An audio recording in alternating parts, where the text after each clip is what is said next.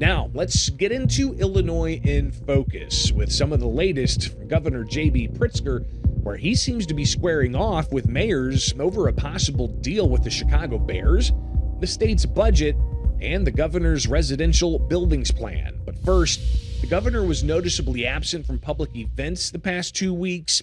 The spokespeople said that he was undergoing a procedure in a statement, but then that left more questions. The governor, in front of cameras just this morning in Chicago, he gave an update on his condition.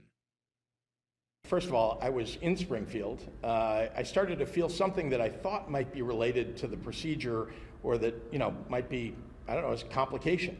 And so it was 10 or 11 o'clock at night. And when you're in Springfield at 10 or 11 o'clock at night on a Wednesday, and my doctor is in Chicago, I don't have a lot of choices about where I'm going to go to have that checked out, but I thought it was important to do it right then. And so went to the emergency room at Memorial. They were terrific. I talked to a couple of doctors who came in to see me, a nurse or two, and they, kind of patched me up and sent me home and said, this is not serious. I had a urological procedure, and there's, I would tell you and release any information if it was life-threatening or anything that would interfere with my ability to do my job. I should add that even though the doctor told me to take the week off, and I definitely was not appearing in public, I was at home, but believe me, I was on the phone with my staff constantly. I made a whole bunch of, wrote a whole bunch of letters, made a whole bunch of phone calls. But the governor, during a media briefing availability in Chicago this morning, also took questions about the prospect of a deal coming together to keep the Chicago Bears in Illinois. Now, Chicago Mayor Brandon Johnson said that he's got the only plan that will keep the Bears in Chicago. I know that the mayor has no plan. He has come up with no plan at all about how the Bears would end up in the city of Chicago, so that's problematic. I'd love them to be in the city, but we're 3 years in now, and he still has no plan. So the Bears have said publicly, and I think they said so last Friday again, that they have now only two options, and that's the state of Indiana or Arlington Heights. We would like them to stay in the state of Illinois. And so I'm fighting hard to make sure that they can do that, and also, very importantly, because my North Star is protecting the taxpayers of Illinois, that we have something that works for the state of Illinois that's fair, as we are being fair with other businesses that want to come to Illinois or expand here, that we're being fair in the allocation of support for a business expanding in the state, while also protecting taxpayers across the state. To the mayor's concerned about how their property taxpayers may be hit if they're not in a proposed mega projects area, the governor said that's between them and developers.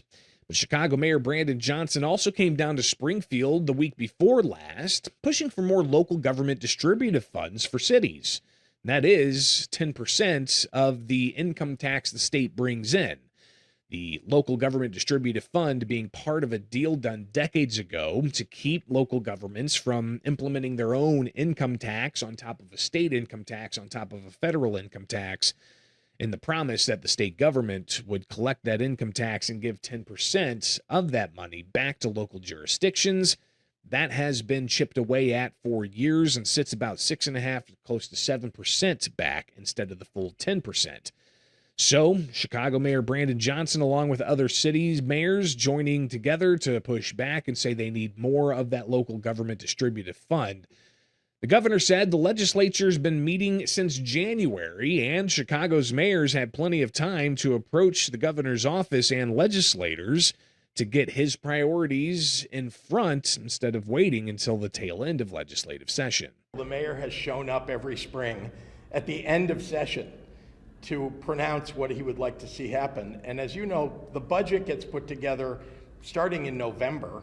I present my budget, well, really we start at the beginning of a fiscal year, but about in November, we're in the details of the budget. I present that budget to the legislature in February.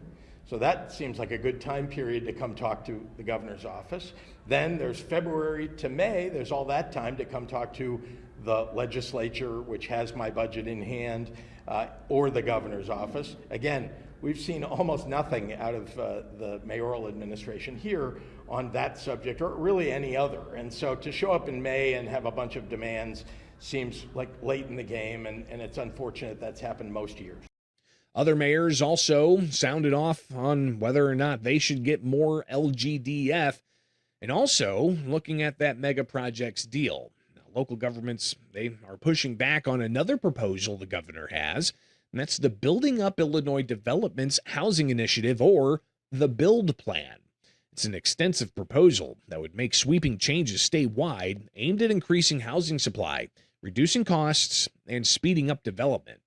Brad Cole is the executive director of the Illinois Municipal League, and he said his group released their housing plan after repeatedly being excluded from discussion around the BUILD Plan. Cole said being excluded, along with the nature of the proposal making statewide changes to laws, was why the Illinois Municipal League went forward with their own plan. The governor reacting to that proposal this morning. Counter proposal, or whatever it was, by the IML really is just all about the state spending a whole big bunch of money and not doing what we really need to do, which is we need to make it easier for people, and I'm talking about local folks who own a piece of property, to build another cottage or whatever, or prepare, renovate a garage so that someone could live there. It's a very light change. I know that there are Republican, mostly mayors, who have stood up and opposed this thing. A few Democrats, I think, worried that we're taking local control away. The reality is that there is still all of the local control about the height restrictions, about how close the setback could be to the street, all of those other things. The decisions about that get made by local plan commissions and local city councils still. We're just trying to make it a little bit easier for a homeowner, for example, to create a duplex and maybe bring in their own grandparents or parents to live next door to them with their own door, lock and key, and a wall between them. And finally, what about gas prices? Gas across the country remains elevated with the ongoing conflict in the Middle East over the Strait of Hormuz.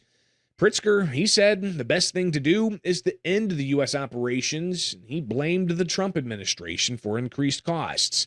And while the entire country is paying more, drivers filling up in the land of Lincoln, they pay among the most in the region, as the state levies nearly 50 cents a gallon just in state taxes. And that's on top of any federal gas tax. Now, while some have been pushing to suspend Illinois' gas tax, second highest in the country, highest in the region, the governor, he hasn't given full-throated support to the idea, but he says he also hasn't opposed the idea.